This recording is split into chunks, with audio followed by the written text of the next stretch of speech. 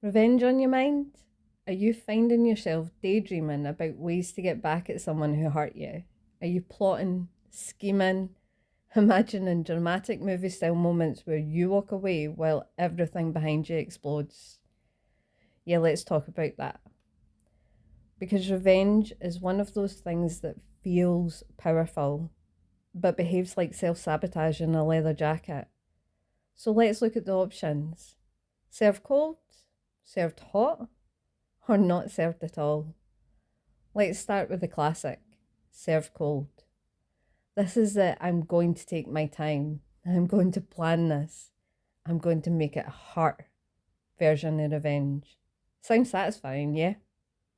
Except here's the problem: while you're plotting, they're living. You're spending your days, weeks, months thinking about them. And they're out there eating snacks, sleeping peacefully, and not giving you a single thought. Meanwhile, you're lying awake like, I know exactly what I'm going to do. I just need to perfect step 47 of my master plan. Revenge served cold is basically saying, hi, I'd like to give you my full control of my mind, my time, my emotional well-being again.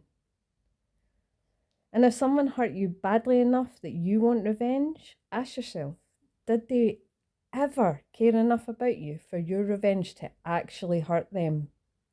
Because the truth is, the whole time you're obsessing over them, they're getting on with their life. You're not hurting them, you're hurting you. And really, where's the revenge in that? Well, let's talk about revenge in the moment.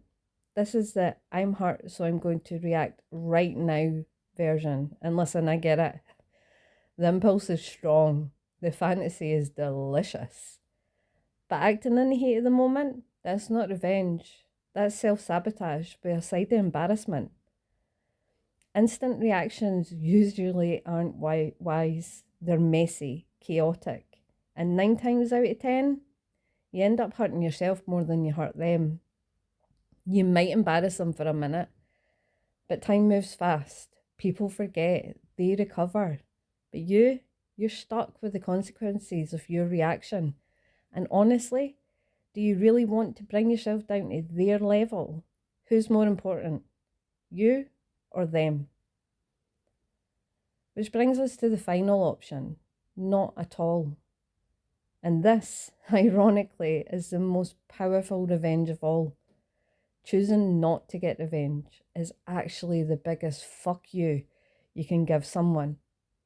Because when you stop thinking about them, stop giving them your energy, stop letting them live rent-free in your head, you're telling them the only thing that hurts more than anything else: you don't matter.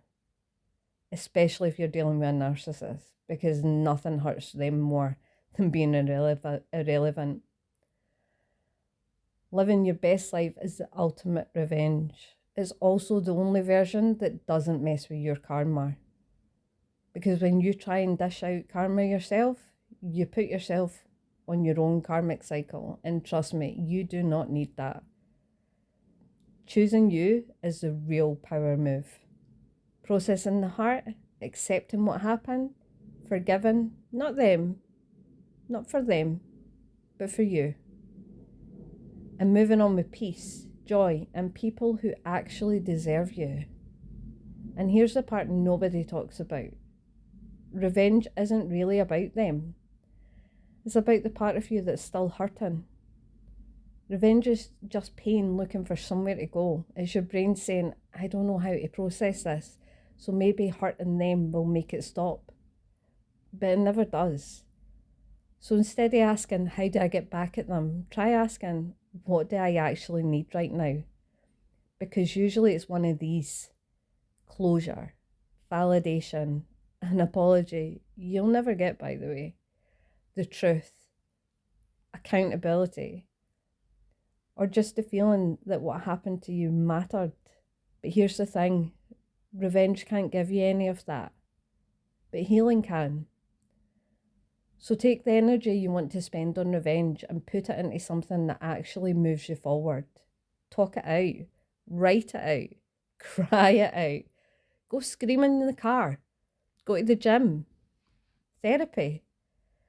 Go build the life they don't get to be a part of. And go become the version of you they'd never survive meeting. Because that's the best kind of revenge. The revenge that actually works. The kind that doesn't burn your life down in the process. Anyway, before I go, just remember, you're not weak for choosing peace. You're not soft for walking away.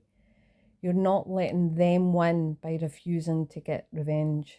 You're choosing yourself, your future, and your sanity. Revenge keeps you tied to the person who hurt you. Healing cuts the cord completely. And nothing, absolutely nothing, hurts someone more than realising they no longer have access to you, your energy, your mind, or your life. And that's the real power. That's the real closure. That's the real revenge.